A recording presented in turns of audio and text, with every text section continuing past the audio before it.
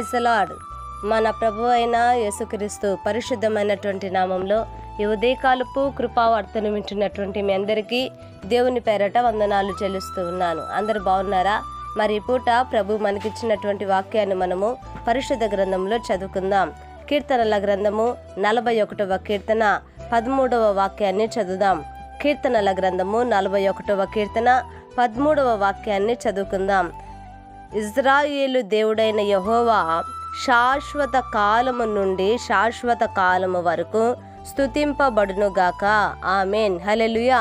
నా దేవుని బిడ్డలారా, గమనించండి, ఇక్కడ మనం చదువుకున్నటువంటి యొక్క వాక్యములో ఇజ్రాయేలు దేవుడైన యెహోవా మరి శాశ్వత కాలము నుండి శాశ్వత కాలము వరకు ఆయన స్తుతింపబడును అని దేవుని వాక్యము సెలవిస్తూ ఉంది. నా దేవుని బిడ్డలారా, మన ప్రభువు ఈ వాక్యాన్ని బట్టి మనం చూస్తూ ఉన్నప్పుడు ఆయన శాశ్వతుడు. హల్లెలూయా. ఆయన శాశ్వతుడండి. ఆయనకు ఆది అంతము లేదు. నా దేవుని బిడ్డలారా, ఆయనే ప్రారంభం, ఆయనే ముగింపు, ఆయనే అండి.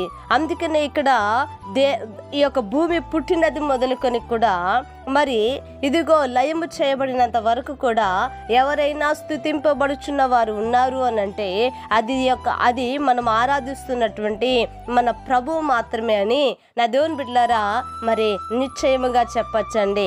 ఆయనకు మాత్రమే స్తుతి ఘన మహిమలు ఇదిగో ఆరోపించబడుచున్నాయి. కానీ ఏ మనుషునికి కూడా మరి స్తుతింపబడుటకు అర్హత లేదండి. ఈ కారణం ఏమిటంటే ఆయన నమ్మదగిన దేవుడు. నా దేవుని బిడ్డలారా, స్తుతులకు ఆయన మాత్రమే పాత్రుడు. ఇదిగో స్తుతించుటకు ఆరాధించుటకు ఆయనకు మాత్రమే యోగ్యత ఉంది. ఇది మరి ఎవ్వరికి కూడా లేనిది. మరి ఇక్కడ మనం చూస్తూ ఉన్నప్పుడు నా దేవుని బిడ్డలారా, ఇదిగో మన దేవుడు నమ్మదగినటువంటి దేవుడు కనుక ఆయనను స్తుతించేటువంటి ఈ భాగ్యము ప్రభు మనకిచ్చాడండి. ఈ సృష్టికి ఇవ్వలేదు. ఈ సృష్టిలో ఉన్నటువంటి ఇదిగో మరి వేటికి కూడా అటువంటి ధన్యత లేదు, కానీ ప్రభు మనకిచ్చాడు. కానీ మనం ఆయనను స్తుతించటంలో నా దేవుని బిడ్డలారా మరి నిర్లక్ష్యపరమైనటువంటి మనుషులముగా ఉండకూడదు, కానీ ఆయనను స్తుతించటంలో ఎన్నడూ కూడా మనము ఏమై ఉండాలి అని అంటే సిద్ధముగా ఉండాలండి. సిద్ధముగా ఇదిగో ప్రభును స్తుతించాలండి. నా దేవుని బిడ్డలారా, నేను అంటాను, ఇదిగో మన దేవుడు మనము ఎప్పుడైతే స్తుతిస్తామో మన స్థితి మారుతుంది.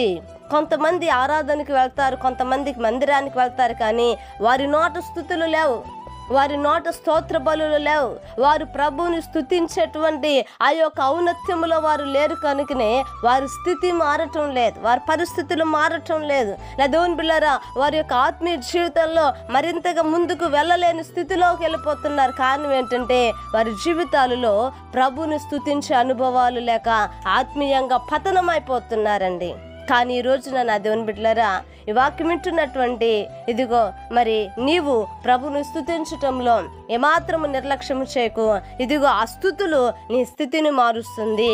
అది ఆత్మీయ స్థితి అయినా కుటుంబ పరిస్థితులైనా అది ఏదైనా సరే స్తుతులు మన స్థితిని మారుస్తుంది. కనుక ఆరాధ్య దైవమైన మన యేసయ్యను మనం స్తుతించుకోవటం మనకు ఇవ్వబడిన గొప్ప ధన్యత అండి. ప్రార్థన చేద్దాము.